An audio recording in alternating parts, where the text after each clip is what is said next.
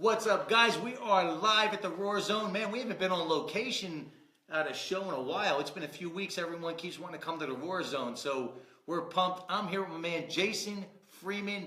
Don't miss this episode. You know, you guys hear me talk about struggle equals strength, and this guy right here is a walking billboard for that. Struggle equals strength.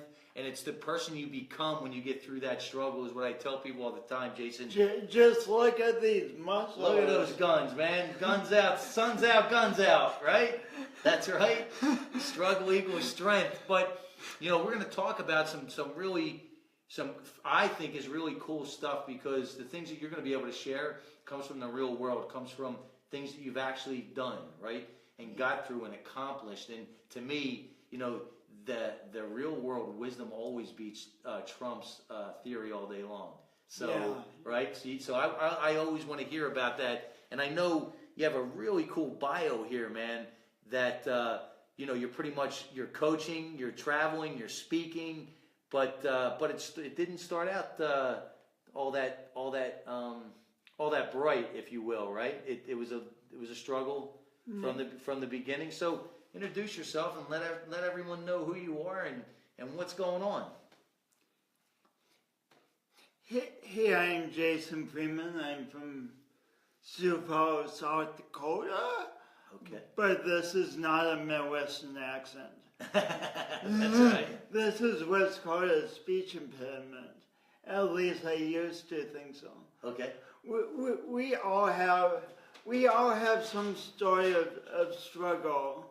Mm-hmm. But mine started when I was really young. In fact, when I was born, I decided I wanted to be out in the world, so I came like 2 months early and surprised my folks in the middle of the night. Surprise! They're like, guess what? So you were 2 months premature. Maybe a month and a half. Okay. I was premature. I don't know exactly. Yeah, but in that era, but considered a premature baby. Yeah, and luckily my mom and dad both have very clear heads and got us to the emergency room. Oh, okay. But in the process, my umbilical cord got kinked like a garden hose. So your oxygen was cut off. Yeah, which makes it hard for me to say umbilical cord. Right. But you actually say it better than I do. So don't worry. Don't mistake that. I knew exactly what you were saying. But so the oxygen got cut off as a little infant, or as a newborn. Yeah. But not luckily by miracle, not too much, or else I would be in a wheelchair. Oh. Or else I would be 6 feet underground. Okay. So my birth was a miracle. So what made you not be in a wheelchair? What was the difference? I'm not sure of the science behind it. I've always assumed I lost less oxygen. Okay. But I have no idea. Actually. Okay. Yeah, I didn't know if they knew what that was. But so in other words, you were born. Then they cleared out the umbilical cord, right? Yeah, or it became unkinked somehow. Okay, all right. I don't know. And then I was really young at the time. It was a little blurry. It's a little blurry. It's a little blurry. It was a few days ago. That's right. It's a little blurry. So growing up with some of those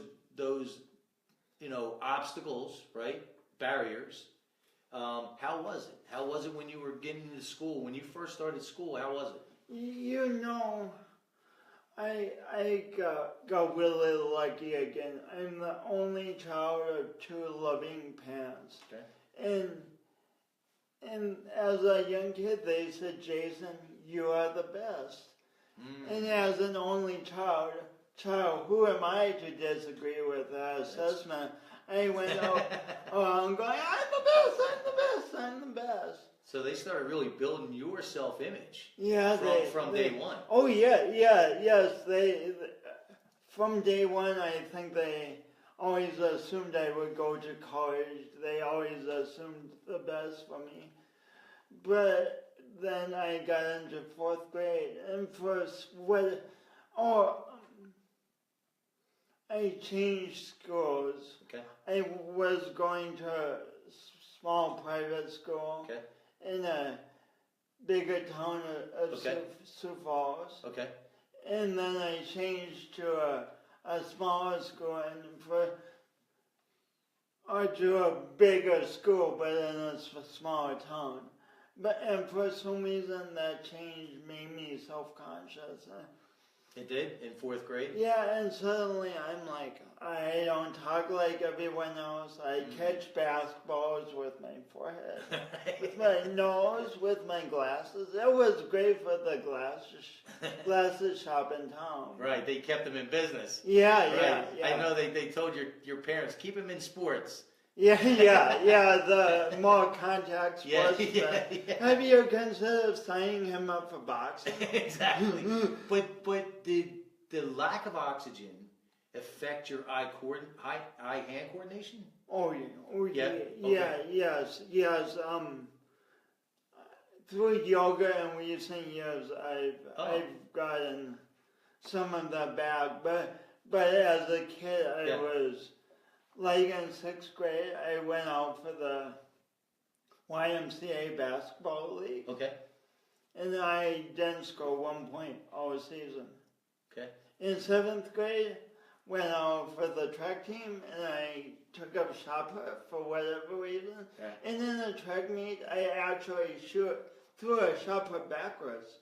Oh, so you have the record for backwards, not front. Yeah. That's it. Hey, listen, it's a record. Yeah. Listen, Let's go. Who else can say that? Yeah. It's all on how you look at life, right? So Yeah. you got the record for going backwards instead of forwards, and there's nothing wrong with that. So how did you start to work through, or did you know it started to set in at 4th grade? Going, wait a minute, all right, I'm a little different. So how did your classmates and your teammates react? Was it tough? Oh my gosh. Especially in 7th grade. Right. There was this one big bully who kept on me day after day. Yeah. Do you know where this is going? It sounds like it's going into the bully direction.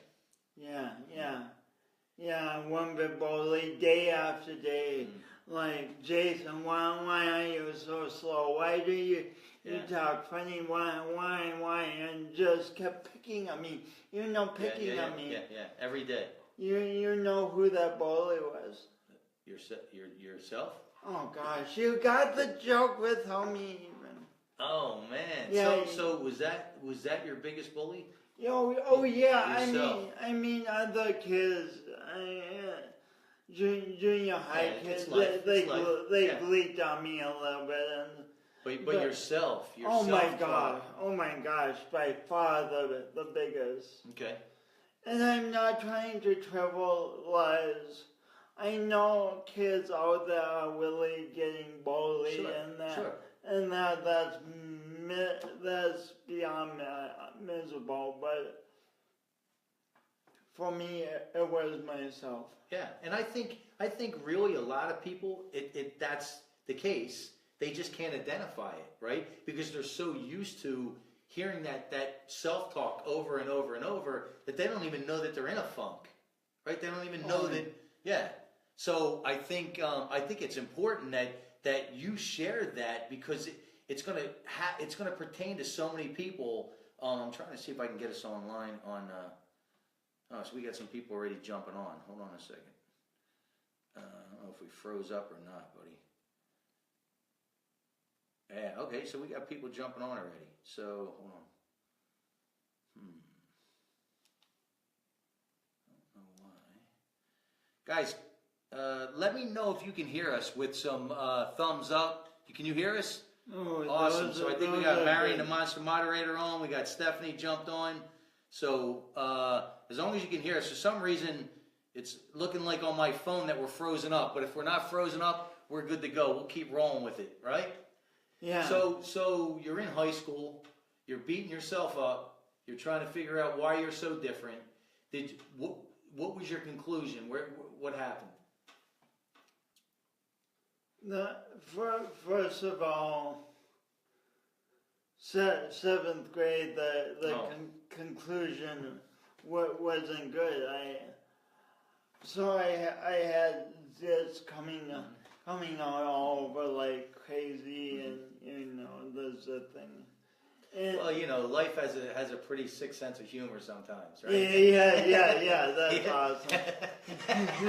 That's awesome. Has a pretty demented sense of humor sometimes. Awesome. So they're like, okay, well, what else can we do, right? To a teenager that already doesn't feel right. As a teenager, we're all like gun shy, right? We're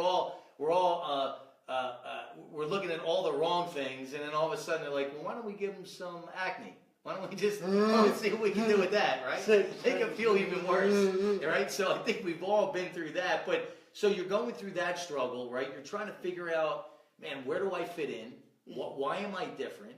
And where was your family with this? Where were your mom and dad? Were they supporting you? Were they know you were going through this struggle, or did you keep it to yourself?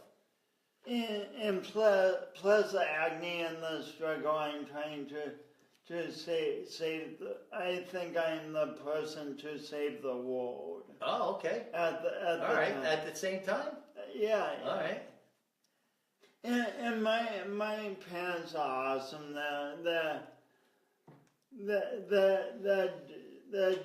They're doing great, but I'm trying to hide how I really feel and because you're keeping put it it in. on the happy page. Yeah. You're keeping it in. Yeah, I'm keeping it in. There we go. I'm sorry, man. I knew we'd get us live because we got some great people that jumped on. So now, what are you actually doing now to make yourself feel better, or you're just hiding it and keeping it inside? Is there anybody that you could talk to when you were younger? Oh, and seventh grade. Yeah. I mean, that's the vicious part of this. And a bully. There's tons of people around me I could have talked to, but my view of the situation is there's no one who's going to understand. I'm a piece of junk. Mm-hmm. Why would they want to? People are even trying to talk to me, but I'm not listening because I'm determined. I'm a piece of junk, and so the spring of the year, I'm miserable, and I leave school unannounced, which isn't a good thing. Any of you kids watching, I don't recommend that. Right, stay in school. Yeah. So what happened? And I get on my bike and I pedal fearlessly towards home. There might have been beautiful billowing clouds in the sky. There might have been lilacs just beginning to bloom. Okay. But I'm so in my head, I just can't see anything besides I hate myself, I don't know what to do. And when I get home, I get a bottle of aspirin, smash it on the floor, and start eating aspirin like popcorn. Right. But life can be amazing so many times. That was the voice within me that said, Jason, this is not the way. Okay. And so I called for help. Okay, so at that moment you called for help. Yeah. What did you do? What do you mean you called for help? I picked up the phone. Oh, 911? No, I think I called my folks. Oh, okay. Yeah. So now you started down that road saying, hey, you know what? Here's the real. Here's what's really going on. What do we do? So what was your parent? How did your parents react? They very supportive, but I mean, it has, looking back on that, it has to be so hard for my folks. Yeah, and scary, right? Scary and hard. Really and here's the thing. You're not the only one going through this. There's people watching this, right, that have kids that could be going through the same thing. So that's why it's so important, right, that they can hear this, right, that this is real. But the great thing is they know right now that you made it through.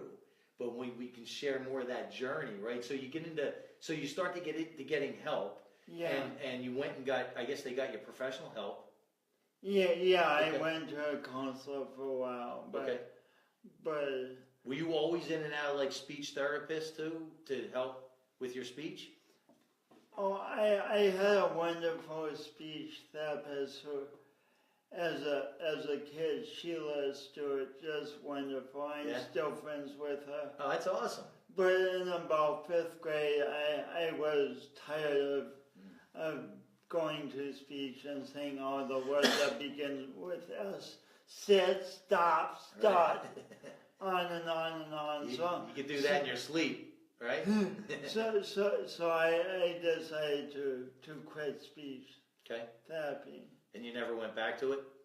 I did a little bit like 7 or 8 years ago, but I still found it as boring as Right, monotonous. So monotonous. Right, is that's exactly right. the word. Yeah, I can imagine. So I was in and out of counselors too, right? I had ADD, couldn't sit still, couldn't concentrate, bored out of my mind. At that time, they were trying to figure out what's wrong with me. They were in and out of counselors, left back in the 2nd grade. Come to find out, I just had an entrepreneurial DNA. They just never knew it, right? It took me 20 years to figure it out, right? But that's what it was. So I can relate, right? Because I was in and out of counselors, trying to figure out why I couldn't learn in that cookie cutter mode, right? Why I couldn't take that direction. And it's just simply because he needs to figure out how to do it on his own. we are so lucky that we both have taken what could have been severe lifelong limitations and we've turned them into gifts. Well, here's the thing. That's a great point, right? Because people say, okay, well, it could be this, it could be that, but ultimately what you're saying, right, to really cut to the chase, is we have a choice. We could be a victim, right? And victims never win. Or you can figure out how to be a champion, how to really do what you need to do and understand that, listen, on the outside, it might look like they're handicaps. It might look like there's something wrong. But when you dive deep enough into it, you start to find out who you truly are. You actually find out that a lot of times they're gifts. Yeah. Right? Yeah, major. They're gifts. It's just from the outside, the masses might not see it. But as long as you can identify it, right, that's all that matters. Right? And this isn't the unicorn, Santa Claus, and Easter Bunny we're talking here. This is real world stuff. We all have what the outside might look to as limitations, but it's how you decide, right, to move forward with it. Are you going to embrace it, or are you going to let it hold you back? I always say, is it going to be your biggest, strongest propeller or your heaviest anchor? Right? Either way, it's up to us. It's our choice. So now you find yourself in high school. What's going on? How was high school? Can we go back to the... Yeah, I might have jumped ahead. I'm not ahead, but the point you just made, it's so good. When I was so determined that my voice is miserable and no one's going to understand me, and oh gosh, I didn't even have a chance. I've had this all my life. I felt that anchor. And other people could feel that too. But now that I'm determined that my voice is a gift, people are literally paying me to speak to them. I love it. It's not that my voice has miraculously healed.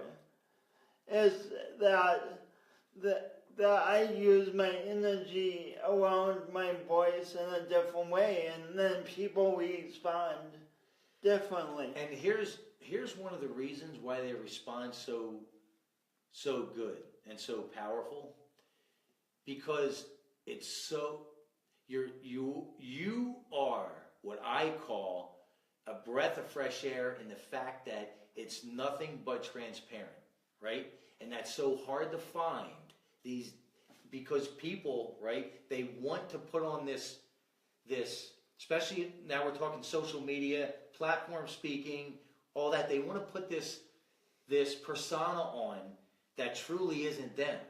And I think one of the things that really connects with people, probably with you, is, look, man, what you see is what you get. This is it. This is as real as it gets.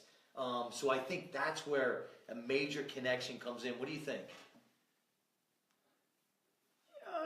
I think that helps a lot,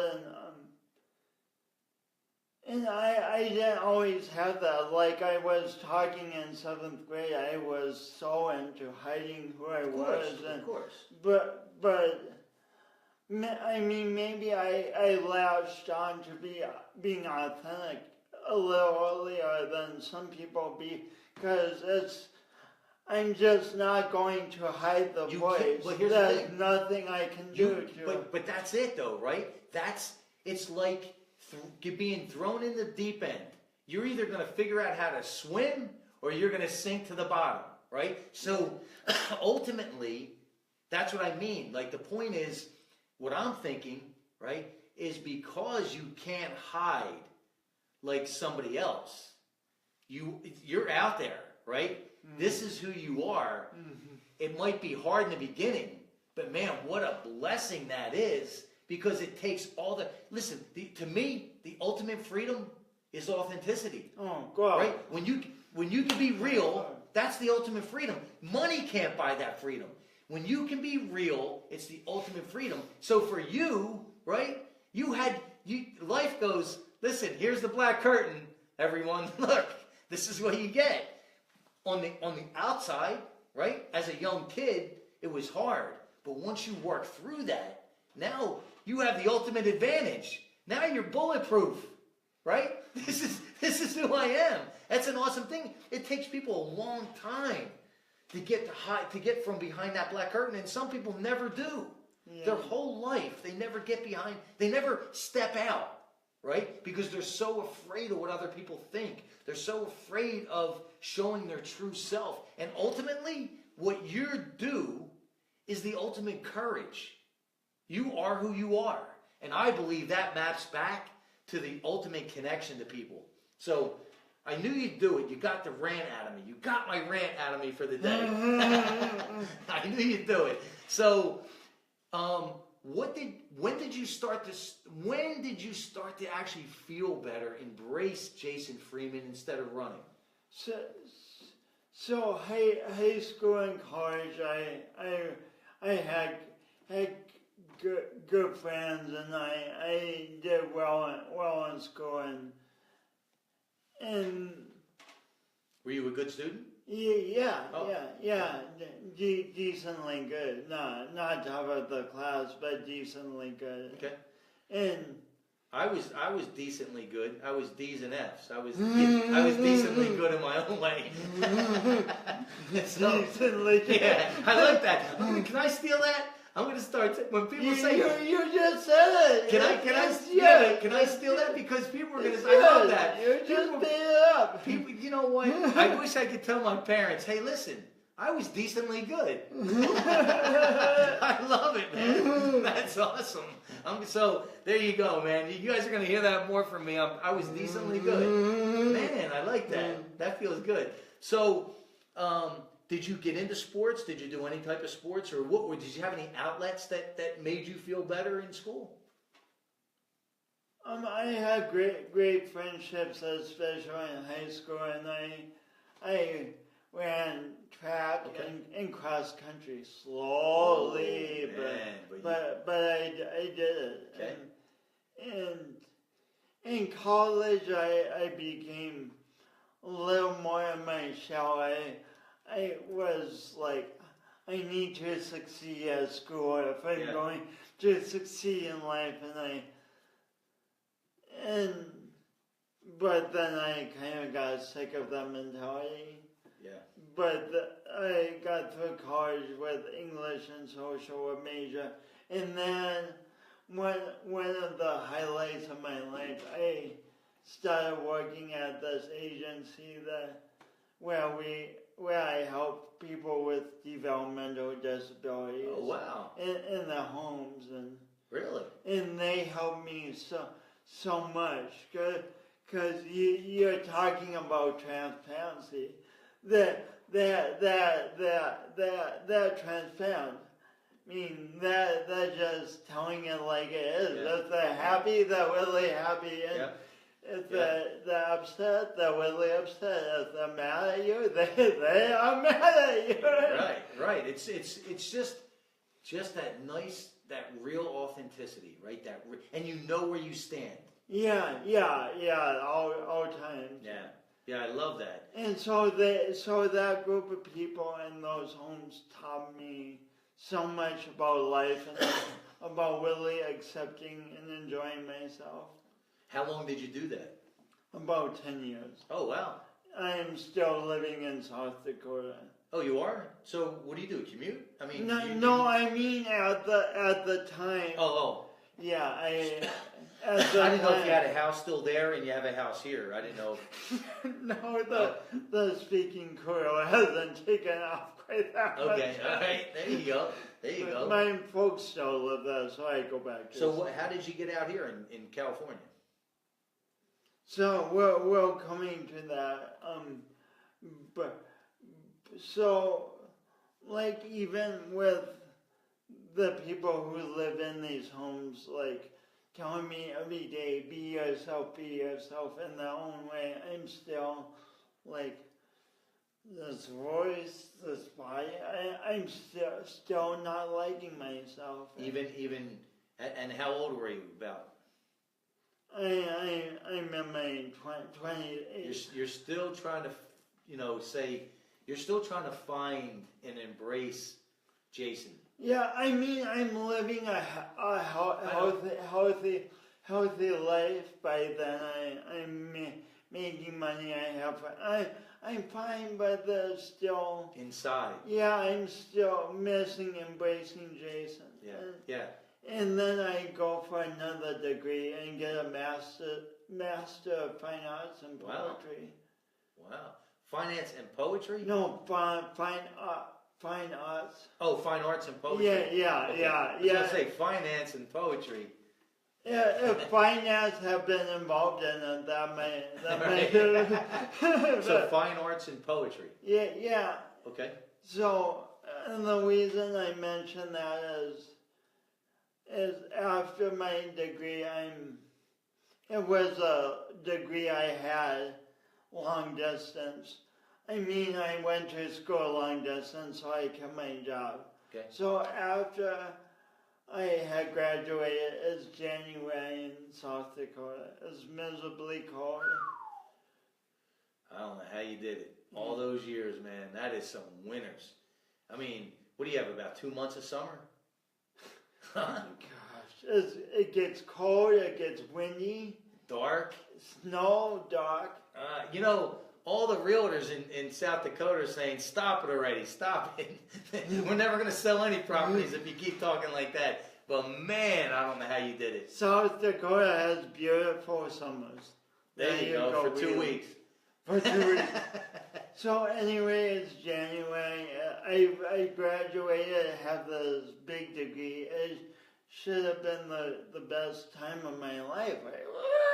Yeah. But I'm still working the same job, which I love and I'm good at, but I don't want to be doing. You feel like you're ready to move on, you're ready to grow. Yeah, and once again I'm miserable, and luckily I remember my Uncle Bill told me 6 months before, do yoga, and I'm like, look, do I do yoga?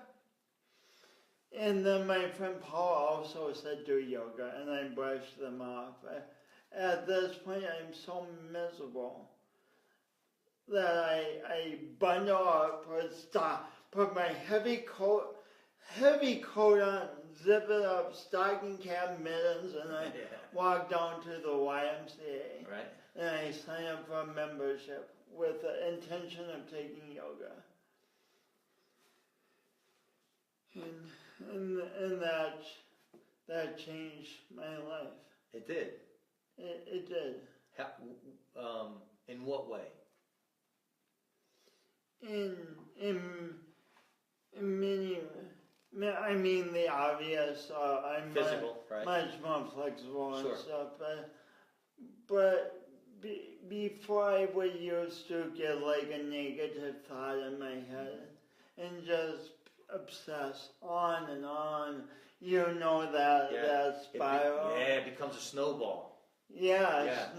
Snowball. Good South Dakota That's imagery. it. You get it. Snowball, big snowball. That's right. And pretty soon it's a snowman of negative thoughts.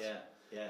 But yoga has, over the years, and I've gone to thousands of classes by now, I've developed the capacity to, the negative thoughts still come into my head all the time, but I've developed the capacity to, once I hear them, and I'm not perfect at it, but now oftentimes I can hear them and then focus on what I want to focus on. And I just did not have that freedom. Yeah, and all before yoga. Now, when you started your first yoga class, how long did it take you to find? Because I've done yoga a few times, right? And how long did it take you to start to really connect, to get centered? It's a cumulative thing. It's a journey. Yeah. So I started noticing benefits in probably a few weeks, but I'm noticing the most benefit now that I've been doing yoga 8 years now. So okay. So I mean, I think it's that way with anything new. It's a learning curve. It's so tempting just to try something a few times and say, "Oh, I'm not good at this." Right. But if you love it and it resonates with you, just keep trying. So how many times a week do you do yoga? Now. Ideally, and it doesn't always work, ideally every day, but sometimes it's only two or 3 times a week. Do you go somewhere or do you do it yourself, or both? I go somewhere, pilgrimage of the heart. Okay, is that a yoga studio? Yeah, people think I'm saying pilgrimage of the hut. Yeah. But pilgrimage of the heart. Yeah. It's in San Diego. Now, have you ever done Bikram yoga, the heated yoga? I did that for about 1.5 months. I did that, man. Talk about humbling. Oh my God. You want to know something? I just told this story. Talk about humbling, right? You remember that workout on the infomercial P90X? Yeah. Okay. Well, I did his yoga. Well, when I say I did his yoga, right? This was years ago. I tried his yoga, and it's 90 minutes. I'm telling you, the first 3 times I did it, I could only do like 30 minutes of it. I'm glad I'm doing this in my house. Nobody sees this because this is not good. This is humbling. Like, it was literally humbling. Now, that's more of a workout yoga because I've also done the typical yoga, right? Where you're centered, you're breathing, and you're. I remember the first time I did yoga, right? I'm in New Jersey. I try yoga, right? I'm the only guy there. I walk in, it's all women, and I think they're ready to give me a broom. They thought I was here to clean up, right? And sweep up. I said, I'm going to try yoga. And I remember that there would be positions, right? And I thought I'm doing them right. And then you have your eyes closed, you're in your thing.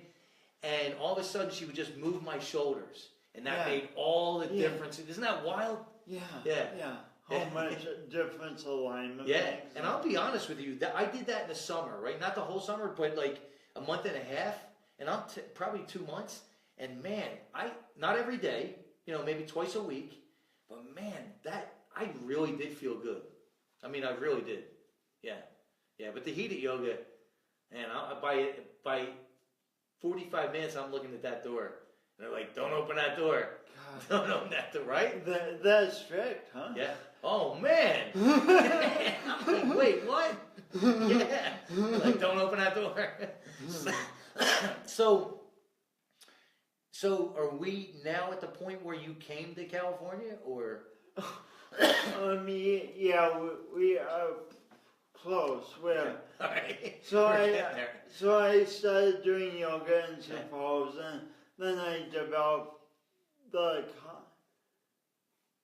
confidence to do laughter yoga. I never heard of that. It's laughing for no reason to like stimulate. You know how you feel good when you laugh. I'll probably release some endorphins. Yeah, right? yeah.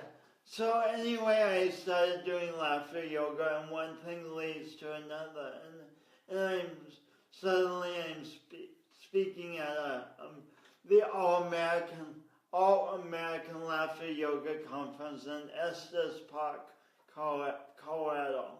Wow. And before I go up there, I'm hoping I do a good speech and stuff, but few doubts are coming in. But when I get up there and start, I put my notes under the chair and just forget about them and start speaking. This audience, I'm so grateful to them. They like resonated with me, and there was tears and there was laughter, and they saw my voice and my story as a gift, and afterwards, after all the hugs and the amazement, I'm like, wow, I have a gift. This voice is a connection. This voice that I've spent my lifetime going like this to is actually a gift. A gift. Wow. Now, when you got invited to do the talk, were you ever thinking about doing public speaking? Yeah, I guess I guess I was somewhat. But it wasn't on the main radar. It wasn't something that you were actually pursuing. No.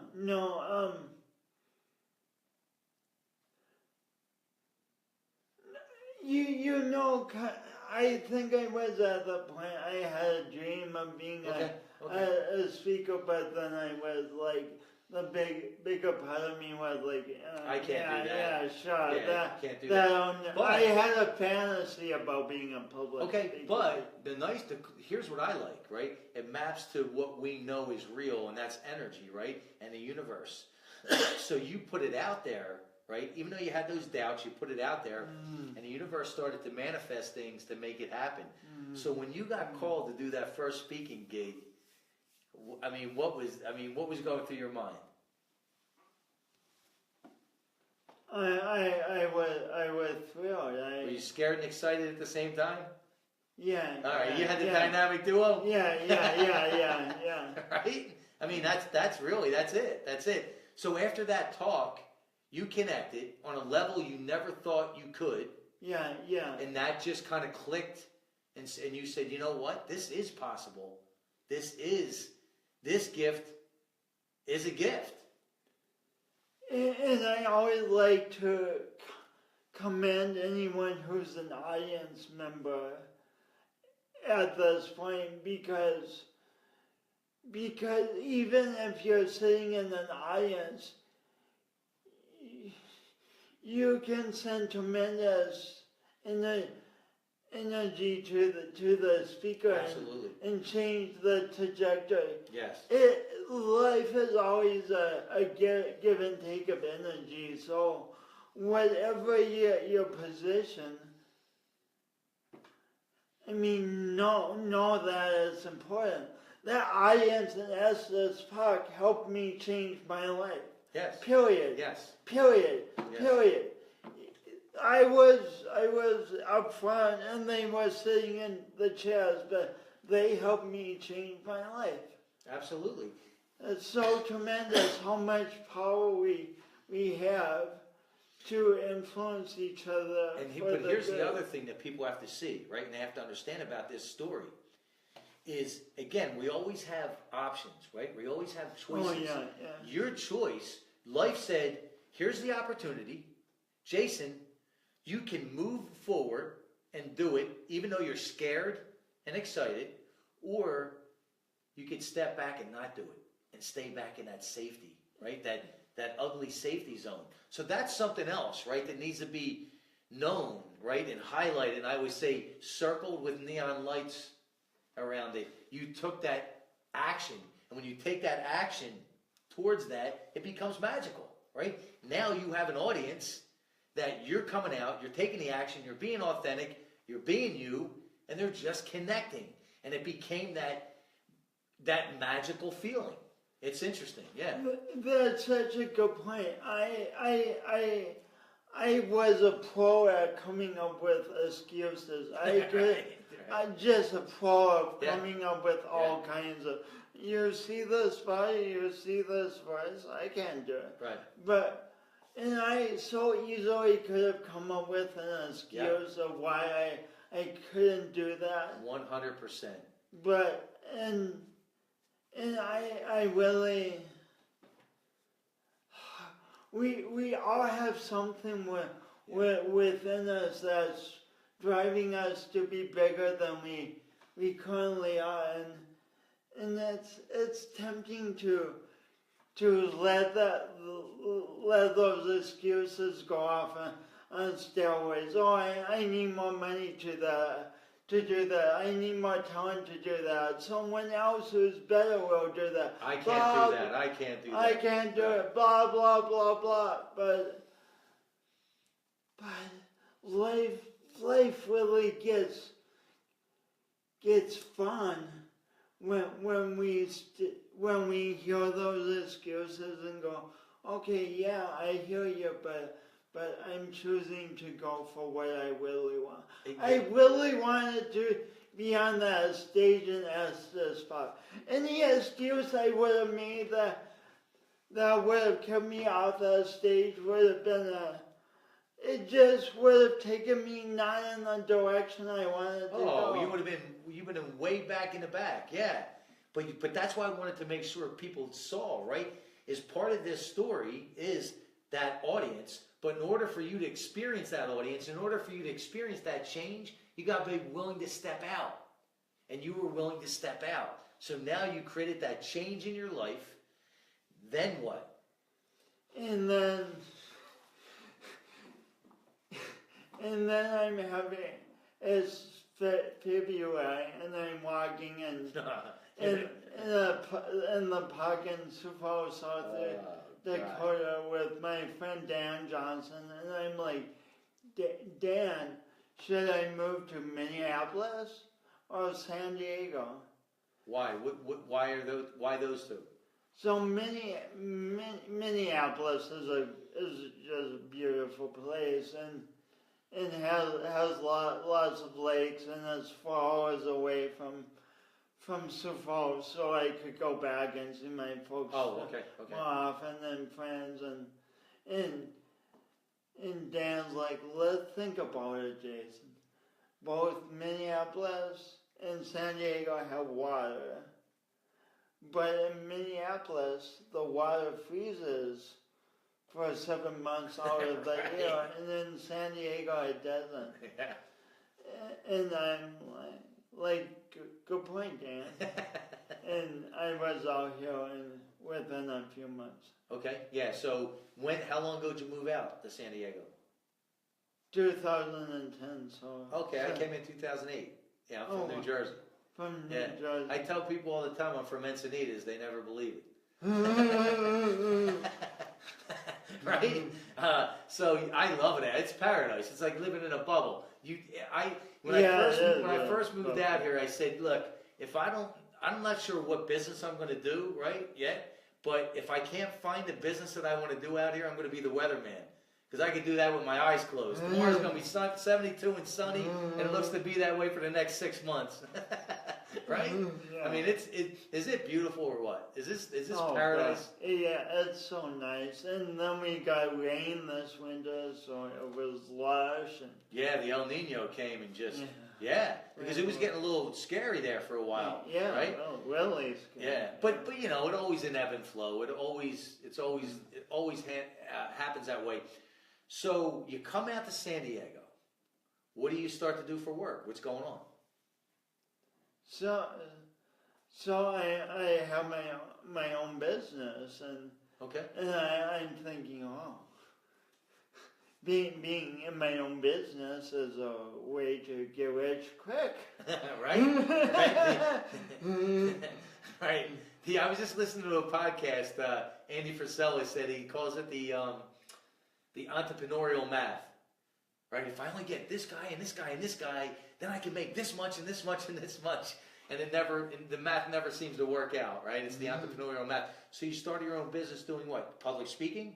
Yeah, public speaking and coaching and we were talking about a steep learning curve. Very steep, but in the last few years, I've gained a lot of traction. Okay. And now I've spoken. I've seen you speak. I've seen you speak a few times. Different places in the country, and it's.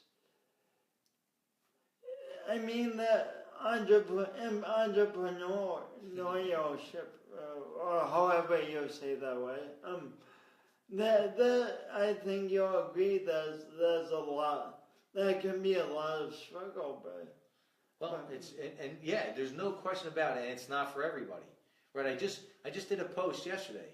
I said if you don't have the triple D in your DNA, don't quit your day job. You're not cut out to be an entrepreneur. The triple D. The triple D, yeah. Drive, determination, and dedication. If you don't have that triple D in your DNA, right, and you can't seem to find it, don't quit your day job, because you're not cut out to be an entrepreneur. But at the same time, there's nothing wrong with that. It's just understanding who you are, right, and then doubling down on that. For me, working for somebody would feel like I'm being suffocated, and I think that's a key element, or that's a key red flag, right, if you will, for lack of a better term, on whether or not you really are made out to be an entrepreneur, a full-time entrepreneur. It's just working for somebody, for me, doesn't work. It's just not a long-term plan. And it never was. So you came out here, you decided to be an entrepreneur, 2010. Now we're in 2017. You got some cool stuff going on. I've actually seen you speak a few times out here. And I know you got a book and all kinds of stuff. So get us up to date. What's going on in Jason Freeman's world? That crazy world. So now what I'm very high on is talking to people about embracing the imperfect best. Okay. Embracing the imperfect best. What does that mean? Even when we give our life, or give what we do our all, mistakes are going to happen. Things are going to go wrong sometimes, and we can either let those mistakes and things that go wrong convince us that we're not cut out to do what we want to do, or we can turn them into jet fuel. Yes, your heaviest anchor or your strongest propeller. Yeah. So that's what you want to share. That's the message you get out there, right? And I know we're gonna. Some people jumped on, man. You're bringing the heat, right? But I know that you got to. I think this is an awesome title, right? Awkwardly awesome. Embracing my imperfect best. Jason Freeman. When did this land? This landed on April Fool's Day. This year? Yeah. Oh man, good job, brother. Really? Awesome. That's awesome. So, what made you write the book? I wrote it because I love it. Even though it's backwards, right? They still know. Where can they find this? on Amazon. Okay, awesome. On Amazon.com. Is it on your website as well? No, not yet. Okay. So go to Amazon. And when we get done, right, when we get off, you're going to be able to jump back on and share all your information, all your links. Cool. So I wrote this. I mean, back in 7th grade, I thought that no one could relate to my story. I thought I was special and that I had this horrible story and all these unfair things, but now I realized that as a universality to all of our stories, we all go through stuff, the stuff of life. We all go through humanity, and so I use a lot of details of my life, but as a way of inspiring people to think about their own life, there's impressions. There's imperfect best reflections. Imperfect best reflections. So what does that mean? At the end of each chapter, and they're questions for the reader. Okay. Oh. Yeah. Just flip the page. Okay. Think of a time when you felt uncomfortably different from those around you. What was it like for you? So then there's room to actually write down your thoughts. I get it. Okay, so how did you navigate your way through this time, right? A lot of what we just talked about, there's some of the things that I asked you that you shared with us 7th grade on, right? How you navigated through that. Yeah. Think of an unexpected challenge that came into your life. How did you navigate your way through this time? An unexpected challenge, which happens all the time, right? It's life. It's part of the journey. So it's interesting because now it makes people start to really think when they put it down on paper. Okay, what I like about this too is things that might have happened in their past that they thought was a bad thing or they thought they didn't learn from.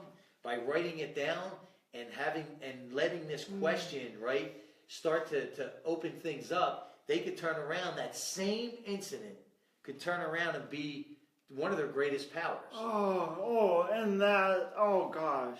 that gives me goosebumps. Did I nail it? Yeah, the whole point. I mean, to distill my message down to a nutshell, and that's lots of people's message, but turning obstacles into opportunities. I love it. Because life is going to give us all kinds of tornadoes, illness, and what have you. And here's the thing. If they didn't, how boring would it be? And if you could learn how to wear those scars with pride, you become bulletproof.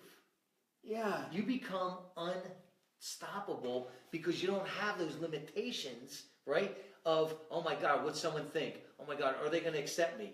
Oh my God, I'm different. This can't be good. No, you're different. That's who you are, and it is good, right? How many motivational speakers sound like me, look like me? Not many, right? Not many. I'm kind of right. And same with you. It's the same thing. Embrace who you are. Run with it, especially in the time we live in because of social media. You know, I just joked about this. One of my first shows I did, it was a realtor in Temecula, and he just happened to do some bloopers on some video that he did the other day, and I messaged him on Instagram, and I said, hey man, you should have put the blooper that we had on Monster Motivator TV. I set up my phone. I didn't even have one of those iPads, right? I set up my phone in his office. We went live. 1, 2, 3. Hey, live, Dave Daley, Monster. Phone drops, goes off, and he's looking I pick it back up, go back live, make a joke, and people loved it, right? Because they want the real. Because they know that they're not perfect. Life isn't perfect. So why are you trying to be perfect? Right? That's it. It's just a facade. That's your power. I mean, that's your special power.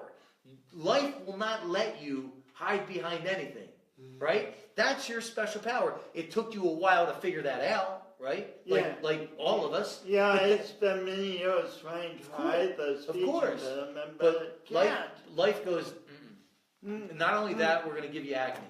and lots of it. Right. So you see what I mean? Like every time you keep hiding, life's going, no. We're going to push you out to the front. You need to be heard, right? You need to be heard. But think about that. What a gift. What an awesome gift. And not only that, how many people are in your shoes? But more importantly, here's my real question. How many people are in your shoes or in your shoes that you were in, right, that don't have the physical barriers that you might have, that we see, but because, I call it the game changer, your self-talk, right, but because they have this negative self-talk, this negative self-image, they keep limiting themselves, they keep going back into safety, and they stop growing, they're dying, right? How many people, we think, right, most people think you're going to connect with people that have the physical barriers, right? Like you did for your job.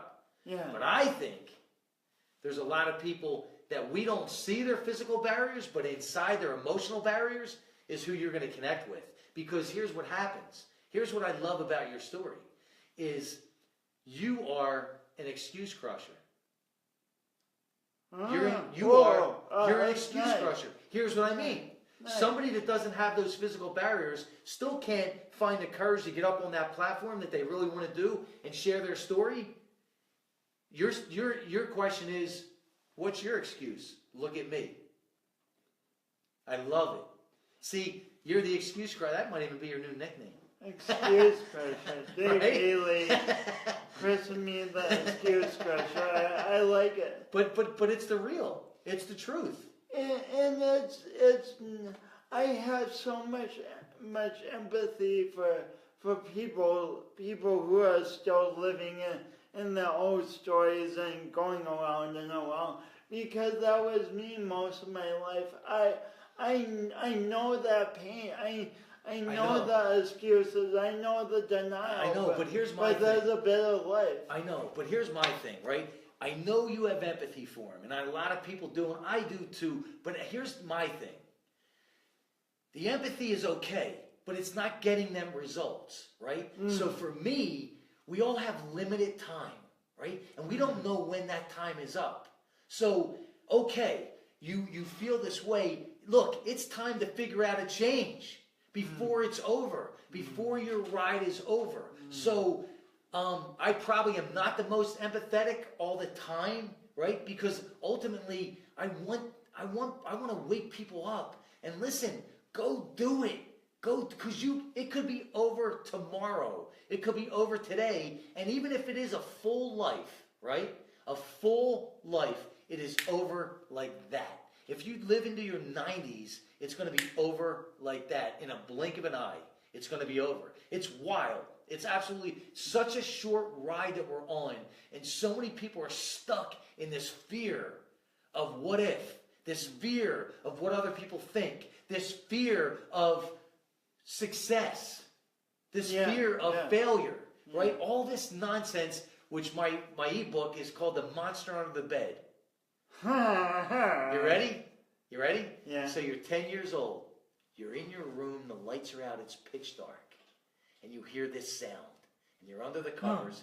And you know for sure it's a big green hairy monster ready to come out and eat you. Now, we've all been there, right? Yeah, I mean, I was just there last week. But until an adult comes in, turns on the lights, you look under the bed, and what is it? There's no monster. Dirty socks. There's no monster. There's dirty socks, right? You're going to get yelled at from your mom because you got dirty socks. But that's the same thing that happens when we become adults, right? We find ourselves in this darkness. we find ourselves in this uncharted territory, and we create this big green hairy monster. And life says, Jason, you got two choices. You can go back into safety and let that bully take your lunch money, or you can face that green hairy monster, break right through, hit that destination, not look back, and keep moving forward. So, I mean, that's the real, and that's what, by putting stuff like this in your book, teaches people literally practical steps on how to break through those fear barriers, how to identify those scars, how to embrace those scars. So, kudos, man. I love it. I love it. So we got some people that jumped on. Awesome. Let's see what we got here. We got Marion, the Monster Moderator. Stephanie, thank you for jumping on. Tom Lanagard, Eternal Roots. He's one of our sponsors, one of our first sponsors, actually. He's actually our first sponsor, Eternal Roots. You know what this is? No. So what Tom Lanagard does, he's a CEO, founder of Eternal Roots. Eternal Roots, he does an actual documentary on your life. He comes out to you and records and interviews you and puts together a whole documentary. That's amazing. So absolutely amazing. This is a guy you want to connect with. So Big Tom, keep up the great work. Ruby Munoz, thank you for jumping on. Wade Bloodgood, what's up, big man? This is a great guy you want to connect with. So there's a lot of people that when you jump back on, you're going to be able to connect with. Danielle Faye, she's killing it out there in the personal development world. I got to reach out to her. I got some really cool cross-promotion stuff I want to talk to you about. Marion, the Monster Moderator. She's a beast. I volunteered for years for Village Community Services in the music and arts department. Jason, I'm 71 and I have boyfriends at the Thursday dances. They think I'm a blonde, but I'm a gray. LOL.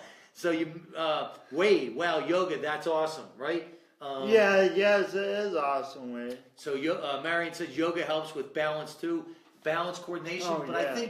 I think the most for you and for me, what I found is that centering, that peace, right? That we're all striving for, right? Because in this crazy world we live in. Manny Wolf jumped on. Dave calls that spoiled. Living out here, we're spoiled, right? She knows. Wade, absolutely the best advice, insight, great job, Jason and Dave. Thank you, big man. This is almost everyone I know living in old stories and patterns. And I always say, embrace those scars, man. You were bad enough to make it through. Now it's your obligation to share it. Right? Great show. Thank you, Chris Ripka joined. How come others sponsor you, Dave? Hey, you know what? Just reach out to me, man, and I'll throw up a link. Thanks for asking, Wade. Dave at Dave Daley MM. I'll throw up that my email. And then Chris Ripka. This would be a great podcast for you to jump on and talk to you about your book. So when you so when you jump back on to thank everyone and connect, make sure you connect with Chris. Chris, man, if you're still on, connect with my man Jason. He's got an awesome book that just landed in April on Amazon, and he's going to bring a lot of good heat like he did today. Let's talk, Chris. That'd be great. Yeah, awesome. So that's what I mean. You just never know who you're going to touch. You never know who you're going to connect with, and you just keep it real. So is there anything that I didn't talk about, I didn't mention that you want to mention before we do jump off? No. I have a new website and I'm proud of that. Okay, so you're going to be able to post all that because if someone can't write it down, so when you jump back on, share this episode, right? And I'll share it when I jump off. I'll put it on you. Are we friends on Facebook? I don't know if we're friends yet. Well, we will be. Yeah. We will be. I'll share it on your timeline. You can blast it out, but when you blast it out, make sure you jump back on and reconnect with everyone because they want to get your information. They want to know where you can get your book. They want to know where you're going to be speaking. They want to know what's going on. Cool. Right? Cool. So, any golden nuggets you can leave us with? If somebody finds themselves in that dark spot right now, if they're in that funk, what do you have to say?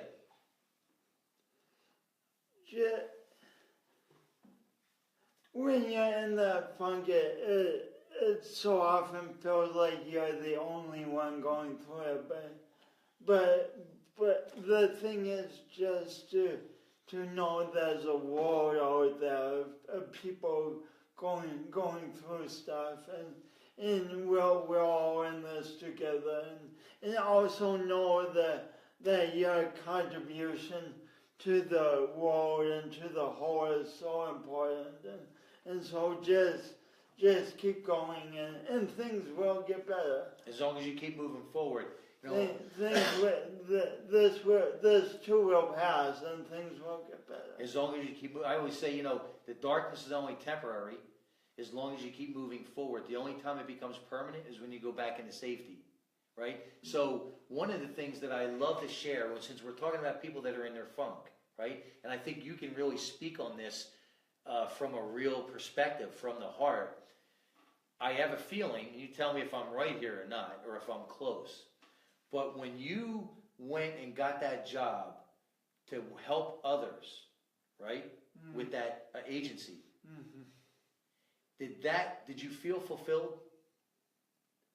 Yeah, it was extremely challenging and extremely Fulfilling, because I believe that's where happiness maps directly to fulfillment. If we're not fulfilled, we're not happy. As long as we're fulfilled, we're happy, right? That's why I believe they go hand in hand. Yeah. So here's my point. When you find yourself in that funk, when you find yourself in that victim mentality, here's how I say you get out of it like this, if you're willing to do it. Get outside your bubble. Go find those people that have it much harder than you. Go find those people that would pray for your problems. Go see what you can do to help them. That's going to get you out of your funk. You want to get out of your funk? Look for the people that are looking for your help.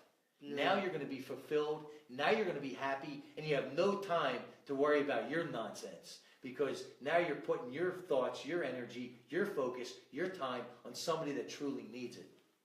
Amen. Can I get an amen? Amen in the house. Amen. So we end the show the same way every time. Right?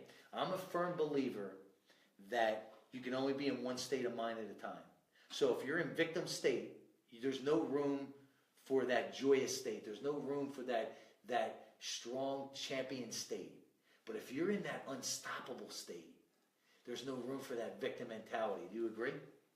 Okay? And life always asks questions, right? And life is asking Jason right now, Jason, if you could be in that unstoppable state the majority of your day, how would that be? Would that feel good? Yeah. All right.